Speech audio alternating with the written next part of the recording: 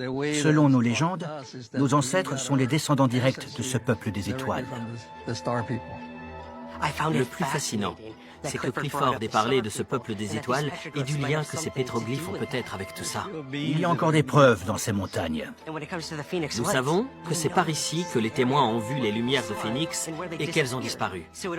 Si ces vortex par lesquels passent les UFO existent bien, pourquoi pas après tout? Ça pourrait très bien être par ici. Ryan soulève là un point intéressant. Les passionnés d'OVNI croient dur comme fer en ces forces cosmiques, qui explique comment les vaisseaux peuvent franchir de telles distances pour visiter la Terre avant de disparaître en un clin d'œil. Mais je reste sceptique. Il est possible que les communautés amérindiennes aient assisté à cette explosion de plasma, une sorte d'arc électrique entre la Terre et un objet extraterrestre.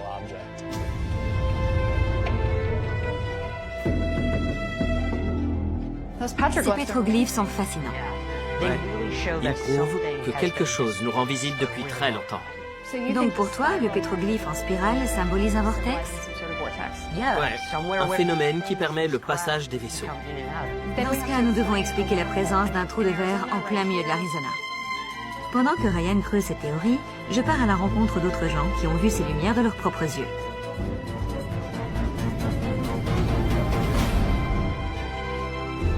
Notre enquête sur les lumières de Phénix nous a menés à des témoins dont la vie a été bouleversée par ce qu'ils ont vu en mars 1997. Beaucoup de descriptions parlent d'un appareil en V de près de 2 km de long qui flottait en silence au-dessus de la ville. Mais comment un vaisseau de cette taille a-t-il pu apparaître en pleine zone urbaine, puis disparaître aussi vite qu'il était venu? L'une des théories les plus en vogue pour expliquer l'apparition d'OVNI se fonde sur les trous de verre. Les témoins des lumières de Phénix disent tous que ce qu'ils ont vu a disparu en un clin d'œil. Mike, comment ça va? Enchanté, Ryan. Je cherche à savoir ce qui peut causer ce phénomène. Nous savons que les trous noirs existent. C'est prouvé par la science, n'est-ce pas? J'aimerais votre avis sur les trous de verre. Est-ce que cela peut vraiment se produire? Les trous de verre sont une solution à la théorie de la relativité générale d'Einstein. Il s'agit de régions où l'espace-temps est très incurvé et qui permettent de relier deux chemins très éloignés. Est-il possible qu'un objet d'une autre galaxie les utilise pour se rendre plus vite chez nous?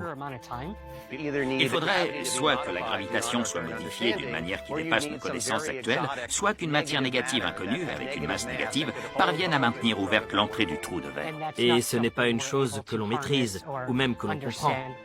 Nous n'avons pas la capacité technologique de créer une telle chose. Pire encore, nous ne savons même pas si les lois de la physique l'autorisent. En principe, si la lumière traversait un trou de verre, les choses qui en sortiraient seraient très visibles. On ne verrait que ça. On ne pourrait pas le manquer. Oui, le passage par un trou de verre, ou la visite d'extraterrestres, laisserait des marques si indélébiles qu'il serait impossible de les ignorer. Je ne suis toujours pas en mesure d'expliquer la nature des lumières apparues dans le ciel de Phénix à 20h. Jusqu'ici, rien ne me permet d'étayer la théorie d'une visite extraterrestre.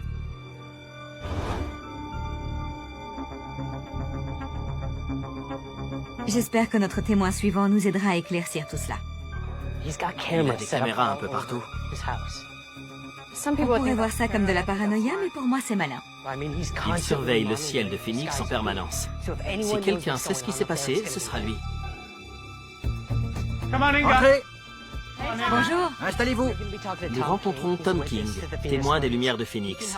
Il va nous aider à mieux comprendre les deux phénomènes de Mars 97. Super, votre installation. On se croirait dans Star Wars.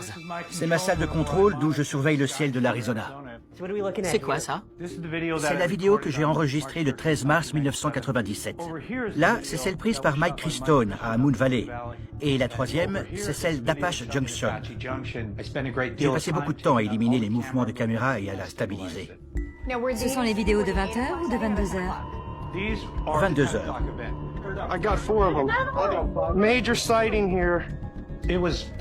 Il faisait nuit noire.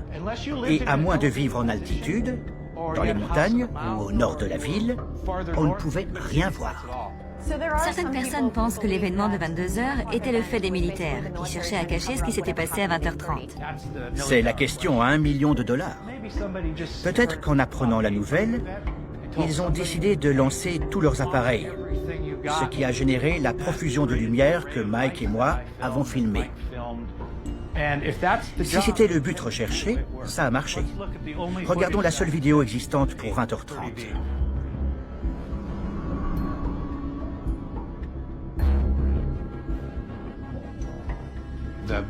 C'est le boomerang qui a traversé l'Arizona jusqu'à Tucson. Soyons clairs, il ne provient pas de notre planète. Ce qui s'est passé à 20h30 n'aura jamais d'explication. La taille de l'appareil était gigantesque.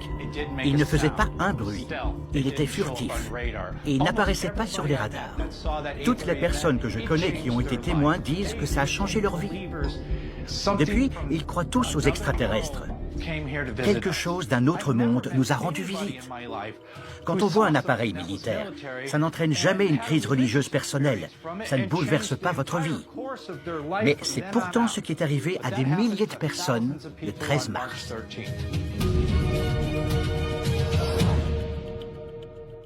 Avant de mettre à plat les résultats de nos diverses enquêtes, j'aimerais avoir une analyse technique des vidéos des lumières de Phoenix. Je m'adresse donc à une experte en audio et en vidéo, Jennifer Owen, pour avoir son avis.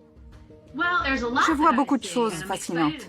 Il est rare d'obtenir plusieurs vidéos différentes du même phénomène. Par contre, en ce qui concerne la fiabilité de la piste de vérification, on ne peut pas savoir parce qu'on travaille sur des VHS qui sont passés de main en main, qui ont été téléchargés et transférés plusieurs fois. Mais cela ne veut pas dire que ces vidéos ne sont pas fiables.